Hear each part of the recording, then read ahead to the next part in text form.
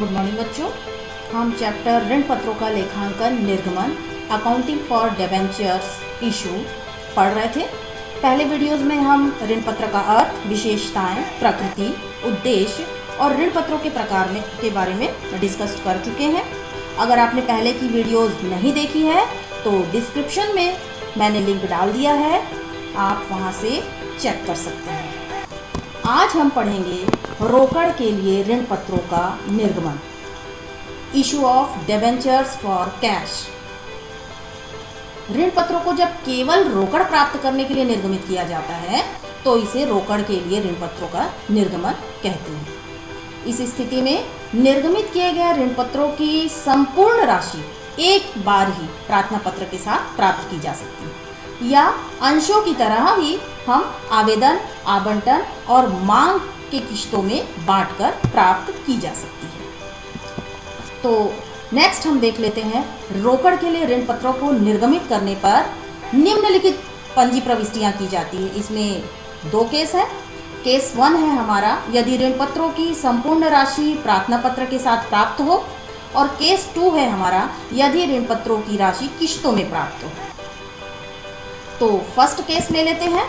यदि ऋण पत्रों की संपूर्ण राशि प्रार्थना पत्र के साथ प्राप्त हो तो हमारी पंजी बनती है बैंक खाता विकलन ऋण पत्र खाते से, और विवरण में लिख देते हैं हम ऋण पत्र की राशि प्राप्त। पहली पंजी जो बनेगी वो प्राप्ति की बनती है। या फिर आवेदन और आवंटन और याचना के समय प्राप्त हो रहा है तो ऐसी स्थिति में हम पंजी बनाएंगे बैंक खाता विकलन ऋण पत्र आवेदन व आवंटन खाते से। विवरण में लिखेंगे ऋण पत्र के आवेदन व आवंटन की राशि प्राप्त करने पर, और उसके बाद आवेदन और आवंटन की राशि को हम हस्तांतरित कर देते हैं। तो दूसरी पंजी हमारी बनती है ऋण पत्र आवेदन व आवंटन खाता विकलन ऋण पत्र खाते से, और विवरण में हम लिखते हैं आवेदन की राशि का हस्तांतरण करने पर। इस प्रकार से डेबिट और क्रेडिट में राशि को हम ट्रांसफर कर देते हैं। तो ये था हमारा केस नंबर 1। अब केस नंबर 2 देख लेते हैं। यदि ऋण पत्रों की राशि किस्तों में प्राप्त हो तब हमारी पंजी पूरी बन जाती है। इसमें तिथि, विवरण, खाता पृष्ठ संख्या, विकलन राशि और समाकलन राशि। इसमें पहले चैप्टर की तरह जैसे अंश में हम पंजी बनाते थे उसी तरह यहाँ पर पंजी बनेगी। पहली पंजी जो होती है वो आवेदन के प्राप्त की पंजी बनती है। तो जब आवेदन की राशि प्राप्त करते हैं तो बैंक खाता विकलन ऋण पत्र आवेदन खाते से, और डेबिट में राशि और क्रेडिट में राशि कर देंगे। विवरण आता है आवेदन की राशि प्राप्त। हम जैसा जगह है उस हिसाब से विवरण लिख सकते हैं या आप राशि रकम भी बता सकते हैं। प्रति ऋण पत्र की दर क्या है। ऋण पत्र के आवेदन की राशि प्राप्त, विवरण में हम शॉर्ट में छोटा सा लिखेंगे। फर्स्ट पंजी के बाद दूसरी पंजी जो बनती है आवेदन की राशि हस्तांतरण की बनती है, और हस्तांतरण जो करते हैं हम ऋण पत्र खाते में करते हैं। तो आवेदन की राशि को हस्तांतरण की पंजी बनाते हैं ऋण आवेदन खाता विकलन ऋण पत्र खाते से, और विवरण में लिखेंगे आवेदन की राशि का हस्तांतरण करने पर। तो आवेदन की ये दो पंजी हो गई। आवेदन के बाद नंबर आता है आवंटन का। तो आवंटन की भी दो पंजी बनती है। पहली पंजी में हम मांग करेंगे, दूसरी पंजी में प्राप्त करेंगे। तो पहली पंजी बनती है ऋण पत्र आवंटन खाता विकलन ऋण पत्र खाते से, और विवरण में लिखेंगे आवंटन की मांग करने पर। अब दूसरी पंजी में हम इसे प्राप्त करते हैं आवंटन की राशि, तो लिखेंगे बैंक खाता विकलन ऋण पत्र आवंटन खाते से, और विवरण में लिख देंगे ऋण पत्र की आवंटन की राशि प्राप्त। आवंटन की दो पंजी बन गई। अब प्रथम याचना की भी दो पंजी बनेगी, प्रथम मांग की और दूसरी प्राप्ति। तो पहली पंजी इसकी बनेगी ऋण पत्र प्रथम याचना खाता विकलन ऋण पत्र खाते से, और विवरण में हम लिख देंगे ऋण पत्र की प्रथम याचना की मांग करने पर। अब प्रथम याचना की दूसरी पंजी जो बनेगी प्राप्त की बनेगी बैंक खाता विकलन ऋण पत्र प्रथम याचना खाते से, और विवरण में लिखेंगे ऋण पत्र की प्रथम याचना की राशि प्राप्त। आवेदन की राशि की पंजी बन गई, आवंटन की भी बन गई, प्रथम याचना की बन गई। अब बचा अंतिम याचना, इसकी भी दो पंजी बनेगी, प्रथम मांग और दूसरी प्राप्ति। तो पहले मांग की बनेगी ऋण पत्र अंतिम याचना खाता विकलन ऋण पत्र खाते से, और विवरण में लिखेंगे ऋण पत्र की अंतिम याचना की मांग करने पर। अंतिम याचना की राशि की मांग करने के बाद हम क्या करेंगे, इसकी राशि प्राप्त करते हैं। तो प्राप्त करते समय बनेगा बैंक खाता विकलन ऋण पत्र अंतिम याचना खाते से, और विवरण बनेगा ऋण पत्र की अंतिम मांग की राशि प्राप्त। जो डेबिट में है रकम डेबिट में लिखेंगे और जो क्रेडिट में है उसकी रकम हम क्रेडिट में लिखेंगे। इस प्रकार से हमारी पंजी बन जाती है जब ऋण पत्रों की राशि किश्तों में प्राप्त हो। तो बच्चों, आज हम केस नंबर 1 सॉल्व करेंगे। केस नंबर 1 है हमारा ऋण पत्रों का सम मूल्य पर निर्गमन, इशू ऑफ डिबेंचर्स एट पर। क्वेश्चन ले लेते हैं, इसका एक एग्जाम्पल ले लेते हैं। सम मूल्य का मतलब होता है जब ऋण पत्र के निर्गमन से प्राप्त राशि उसके अंकित मूल्य के बराबर हो। अंकित मूल्य के बराबर हो ऐसा निर्गमन जो है वो क्या कहलाएगा, सम मूल्य पर निर्गमन कहलाता है। एक एग्जाम्पल देख लेते हैं। यदि ऋण पत्र 100 रुपए का अंकित मूल्य है, कितने का है, 100 रुपए का अंकित मूल्य है, और उसका निर्गमन भी हम 100 रुपए में कर रहे हैं, तो ये क्या कहलाएगा, सम मूल्य पर निर्गमन।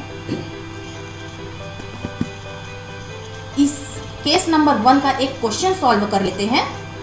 आशा लिमिटेड ने 100 रुपए वाले 2012% ऋण पत्र निर्गमित किए।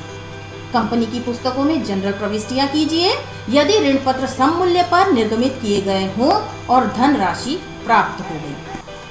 तो बच्चों, इसकी हम पंजी प्रविष्टि इस प्रकार से करेंगे।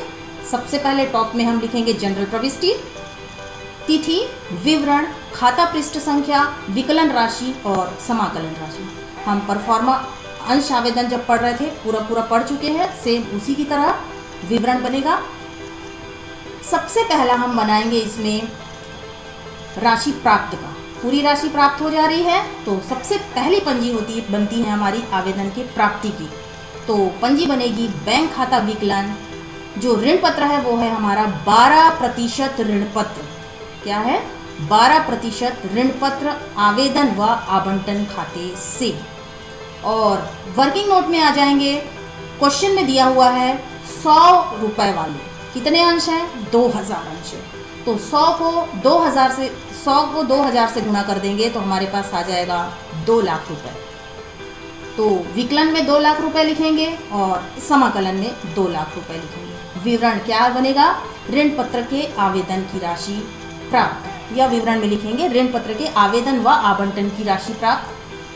आपको शॉर्ट पे उसका विवरण लिखना है। अब दूसरी पंजी बनती है हस्तांतरण की। किस पर हस्तांतरण करते हैं हम, ऋण पत्र खाते में। तो पंजी बन जाएगी 12% ऋण पत्र व आवेदन 12% ऋण पत्र आवेदन व आवंटन खाता विकलन और 12% ऋण पत्र खाते से, और विवरण में लिख देंगे आवेदन की राशि हस्तांतरण करने पर।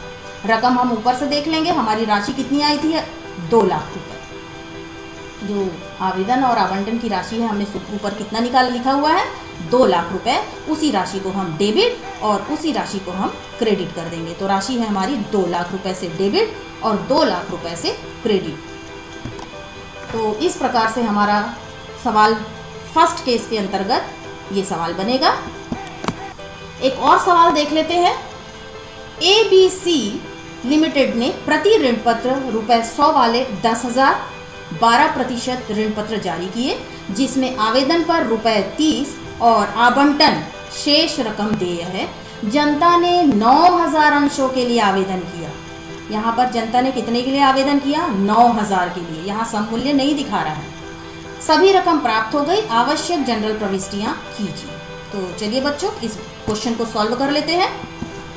सबसे पहले विवरण, थोड़ा क्वेश्चन का जो जानकारी है उसे हम सबसे पहले टॉप में लिख लेते हैं। रुपए 100 वाले हैं और अंश है हमारे पास 10,000, 12% ऋण पत्र। क्वेश्चन में दिया है 30 रुपए आवेदन के हैं, तो 100 में से 30 अगर हम निकाल देते हैं तो अभी भी हमारे पास 70 रुपए बचते हैं, वो हो जाएगा आवंटन। हमारे पास आवेदन जो है 9,000 अंशों के आवेदन आए, तो यहाँ पर 10,000 अंशों से सवाल नहीं बनेगा। यहाँ जब हम सवाल सॉल्व करेंगे तो 9,000 अंशों के जितने के आवेदन आए हैं उसके आधार पर हम सवाल बनाएंगे। तो बच्चों, परफॉर्मा बना लेते हैं। सबसे पहले टॉप में लिखेंगे जनरल प्रविष्टि, तिथि, विवरण, खाता पृष्ठ संख्या, विकलन राशि और समाकलन राशि। सबसे पहले आवेदन की पंजी बनती है, 2 पंजी बनेगी। और पहली पंजी होती है आवेदन की राशि प्राप्त करने की। तो सबसे पहला पंजी बनेगा बैंक खाता विकलन 12% ऋण पत्र आवेदन खाते से, और विवरण में हम लिखेंगे ऋण पत्र के आवेदन की राशि प्राप्त। इसकी रकम को देख लेते हैं। हमारे पास 9000 अंश है, हमने लिखा हुआ है 9000 अंश है और 30 रुपए आवेदन का मूल्य है। ये दोनों को गुणा कर देंगे तो हमारे पास निकल जाएगा 2,70,000 से डेबिट और 2,70,000 से क्रेडिट। तो ये पहली पंजी बन गई आवेदन की राशि प्राप्त। अब दूसरी पंजी जो है, हम आवेदन की राशि को हस्तांतरित करते हैं, किसमें करेंगे? ऋण पत्र खाते में। तो दूसरी पंजी हमारी बन जाती है 12% ऋण पत्र आवेदन खाता विकलन 12% ऋण पत्र खाते से, और विवरण में हम लिखेंगे आवेदन की राशि हस्तांतरण। रकम जो है हम ऊपर से देखेंगे, हमारे आवेदन की राशि कितनी निकली है? 2,70,000 रुपए। आवेदन की 2 पंजी बन गई। अब पंजी बनेगी आवंटन की 2 पंजी। पहली पंजी मांग करने की और दूसरी पंजी प्राप्त करने की। तो पहले आवंटन की पहली पंजी देख लेते हैं। 12% ऋण पत्र आवंटन खाता विकलन 12% ऋण पत्र खाते से, और विवरण में लिखेंगे आवंटन की मांग करने पर। इसके रकम को देख लेते हैं। 9000 अंश है और आवंटन का मूल्य है 70। 9000 को 70 से गुणा करेंगे तो हमारा आ जाएगा 6,30,000 रुपए से डेबिट और 6,30,000 से क्रेडिट। तो आवंटन की मांग कर लिए और मांग करने के बाद हम राशि को प्राप्त करते हैं। तो पंजी बनती है बैंक खाता विकलन 12% ऋण पत्र आवंटन खाते से, और विवरण को हम लिखते हैं आवंटन की राशि प्राप्त। आवंटन की राशि ऊपर देख लेंगे, हमने कितना निकाला हुआ है? 6,30,000 से डेबिट और 6,30,000 से क्रेडिट। तो इस प्रकार से हमारी जो पंजी है ये बन जाएगी केस नंबर 1 के आधार पर। आज हमने क्वेश्चन सॉल्व किया। तो बच्चों, नेक्स्ट क्लास में हम केस नंबर 2 लेकर पढ़ेंगे। यदि ऋण पत्रों की राशि किश्तों में प्राप्त हो, इसके क्वेश्चन को हम सॉल्व करेंगे।